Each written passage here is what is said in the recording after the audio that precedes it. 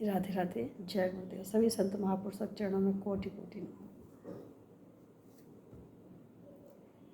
मेरे पास कुछ प्रश्न आए हैं, 15 प्रश्न आए हैं, और उनमें सबसे ज़्यादा जिज्ञासा एक बच्चे ने की है। और उसने कहा है कि भाई उनसे पूछो, क्योंकि वो इस लाइन में है। तो लाइन में कोई नहीं होता है। मुझे लगता है कि जो भगवान को मानते हैं, जो अपने गुरु चरणों में भक्ति रखते हैं, गुरु चरणों में विश्वास रखते हैं, उनके वचनों में विश्वास रखते हैं, तो शायद उनकी प्रेरणा से, उनके आशीर्वाद से हर सवाल का जवाब हमारे अंदर होता है।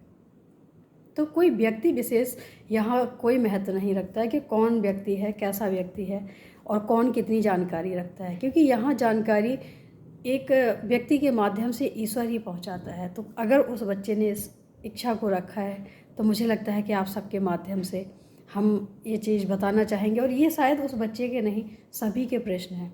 इसीलिए कहा गया है कि शायद हमें हर जगह सुनना नहीं चाहिए, हर जगह देखना नहीं चाहिए। कई चीज़ें ऐसी होती जहाँ हमें नहीं सुनना चाहिए, हम सुन लेते हैं, तो हमारे मन में जो भ्रम पैदा होता है ना, उसका हमें हल ढूंढने के लिए पूरा जीवन लग जाता है। और हम भ्रमित रहते हैं कि हमें कोई ऐसा मिले जो हमें समझे या हमें समझा सके। तो कई लोग ऐसे होते हैं। तो उसमें से जो प्रश्न है वो ये है कि भगवान है क्या? भगवान दिखता है क्या? भगवान है तो उसको भोजन पानी क्यों चाहिए? अगर भगवान है तो उसे दास दासियाँ क्यों चाहिए? अगर भगवान है तो उसे दूसरों के दुख दिखते क्यों नहीं है? ये सारी चीज़ें उसमें हैं जो हर प्रश्न में कुछ न कुछ भगवान से ही जुड़ा हुआ है। तो मुझे लगता है कि उन प्रश्नों का उत्तर हम आप सबके माध्यम से देना चाहेंगे। सबसे पहले कि भगवान है क्या? हाँ, भगवान है। और अगर कोई कहे कि भगवान दिखता है, तो मुझे लगता है कि जो सामर्थ्य गुरु होते हैं वो आपको तत्क्षण 2 दिन 4 दिन 2 घंटे नहीं लगाते हैं, उसी समय आपको भगवान का दर्शन होता है। अगर किसी को ज़्यादा ही इच्छा हो, उनको ज़्यादा प्यास हो ईश्वर से मिलने की, लेकिन हाँ एक चीज़ है, अगर आपको प्यास है, आप वाकई मिलना चाहते हैं, आप परीक्षाएं ना लें, आपके मन में तड़प है तो ईश्वर मिलता है। अगर आपके मन में तड़प नहीं है, आप सिर्फ परीक्षाएं ले रहे हैं, तो हो सकता है कि ना मिले, लेकिन आप तड़प रहे हो उससे मिलने के लिए, तो कहीं ना कहीं किसी न किसी रूप में वो आ जाता है। और रही बात कि वो दिखता है क्या, कहाँ मिलता है तो दिखता क्यों नहीं है? दिखता है।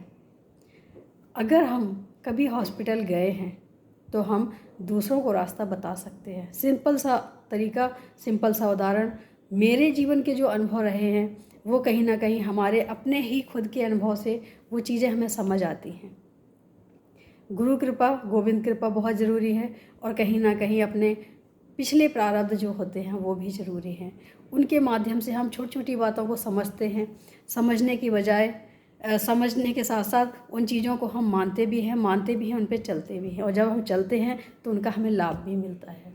तो हमारे जीवन में क्या महत्वपूर्ण है? सबसे पहले महत्वपूर्ण है कि हमारी जिज्ञासा क्या है, हम क्या जानना चाहते हैं, क्या हम सच में जानना चाहते हैं, हम परीक्षा लेना चाहते हैं। तो मुझे लगता है कि जीवन में कभी भी अगर हमारे अंदर जिज्ञासा हो तो कुछ ऐसे संत के पास जाओ जो वाकई पहले से ईश्वर से जुड़े हों। और मुझे लगता है कि जब हम हॉस्पिटल जाते हैं तभी हम दूसरों को रास्ता बता सकते हैं कि वो हॉस्पिटल इस बीमारी का है, आप उस डॉक्टर से मिल सकते हो, आप वहाँ जा सकते हो, उस सेक्शन में जा सकते हो। लेकिन अगर हम कहे ही ना हो कभी, तो हम किसी को सलाह क्या देंगे, किसी को हम समझाएंगे क्या कि कहाँ जाना है, कहाँ नहीं जाना है? सिंपल सा अर्थ है, छोटा सा अर्थ है कि जब तक हमें ज़रूरत ना हो तब तक हम उन चीज़ों की खोज नहीं करते हैं। अगर कोई डॉक्टर कह दे कि इनका तो सिर्फ एक ही चमत्कार हो सकता है, वो है परमात्मा, अगर चाहे परमात्मा तो ही इनको सही कर सकता है, बाकी इनके हमारे हाथ में अब कुछ भी नहीं रहा है, तब हम क्या करते हैं? तब हम किसी से जाके पूछते हैं क्या कि परमात्मा मिलेगा कहाँ? हम जहाँ खड़े होते हैं हम वहीं प्रार्थना शुरू कर देते हैं। क्यों? क्योंकि हमें विश्वास है कि परमात्मा कण कण में है, किसी मंदिर में नहीं, गुरुद्वारे में नहीं, कहीं नहीं है। कहाँ है? परमात्मा हमारे विश्वास में है। अगर हमारा विश्वास है तो परमात्मा वहीं है जहाँ हम हैं। अगर हमारा विश्वास नहीं है तो मंदिर में भी जाके सिर्फ हाथ जोड़ते हैं, ना तो हम दर्शन करते हैं, ना हम महसूस करते हैं। और भगवान हमेशा भरोसा में, विश्वास में होता है। अगर हमारा विश्वास पक्का है और हमें लगता है कि हमें यहाँ पे हमारे काम पूरे होंगे, तो हम किसी से नहीं पूछते हैं। लेकिन अगर वहीं हम कन्फ्यूजन में रहते हैं तो हम 10 जगह पूछते हैं। क्यों? क्योंकि हम अपने आप में वो विश्वास नहीं जुटा पा रहे हैं, वो भरोसा नहीं जुटा पा रहे हैं जो कि होना चाहिए। हमें लगता है कि ईश्वर कहीं नहीं है और ईश्वर हर जगह है। जहाँ हमारी प्यास जागती है, जहाँ हमारी उम्मीद जागती है, जहाँ हमारी ज़रूरतें जागती हैं, ईश्वर वहीं है। हम सब द्रौपदी की तरह हैं। हम बिल्कुल ये सोचते हैं कि सारा कार्य हम कर रहे हैं, सब चीज़ें हम कर रहे हैं, हम अपना जीवन चला रहे हैं। एक कठपुतली की तरह हैं। जिस दिन हमने ये मान लिया, हर कोई प्लानिंग के साथ जीवन जीता है। क्या प्लानिंग सक्सेस होती है उनकी? हमने क्या प्लान किया और जीवन ने क्या बिखेर दिया। होता ये है हमारे जीवन में कि जो जीवन तय करता है हम वही करते हैं। हम कभी वो नहीं कर सकते हैं जो हमने तय किया हो। लेकिन हाँ, जब ईश्वर तय करता है तो चुनता भी ईश्वर ही है। हमारे रास्ते चुनता है, हमारे साथ चलने वाले लोगों को चुनता है। कई चीज़ें ऐसी हैं जो हमें पता ही नहीं होती। जब हम चलते जाते हैं रास्ते में तो हमें पता चलता है कि ईश्वर ने शायद ये हमारे लिए है। शायद हमें इन सब चीज़ों का हमें पहले ज्ञात नहीं था, लेकिन हाँ, कहीं ना कहीं परमात्मा का यही आशीर्वाद है, यही संकेत है कि हमें यही करना है। तो करना क्या है कि अगर ईश्वर को पाना है, ईश्वर को समझना है, तो विश्वास का होना, भरोसे का होना और प्रेम का होना बहुत ज़रूरी है। किसी से नहीं पूछना पड़ेगा कि भगवान कहाँ मिलेगा। फिर तो आपकी जहाँ आंखें बंद होंगी, जहाँ श्रद्धा से सर झुक जाएगा, वहीं ईश्वर दिख जाएगा। ईश्वर है, पर देखने वाला चाहिए, दिखाने वाला चाहिए। अगर एक बार किसी ने दिखा दिया तो बार बार आप देख सकते हो। तो उसके लिए सामर्थ्य गुरु का होना बहुत ज़रूरी है। अगर कोई इस बात को मजाक समझता हो तो आके बात कर सकते हैं, मिल सकते हैं, और हम मिलवा भी सकते हैं।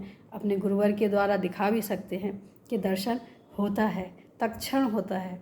बिल्कुल भी 2 घंटे 4 घंटे ऐसा नहीं होता है कि तुम्हें तब करना पड़ेगा, लेकिन उसके लिए तुम्हारे अंदर प्यास का होना ज़रूरी है।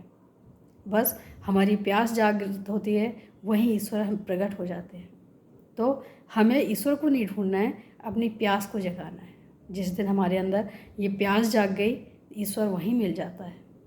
उम्मीद है समझ आया होगा, क्योंकि इस वाणी से ऐसे कई शब्द निकल जाते हैं जो नहीं निकलना चाहिए, लेकिन समझाने की हम पूरी कोशिश करते हैं कि ईश्वर से जुड़ी बातों को समझें। जो कई शब्द ऐसे निकलते हैं उनको अनदेखा करें, लेकिन जो हमारे मतलब की बात है उनको हम ज़रूर सुनें, समझें, आगे बढ़ें, और ईश्वर मिलेगा ही, ऐसा भरोसा भी रखें।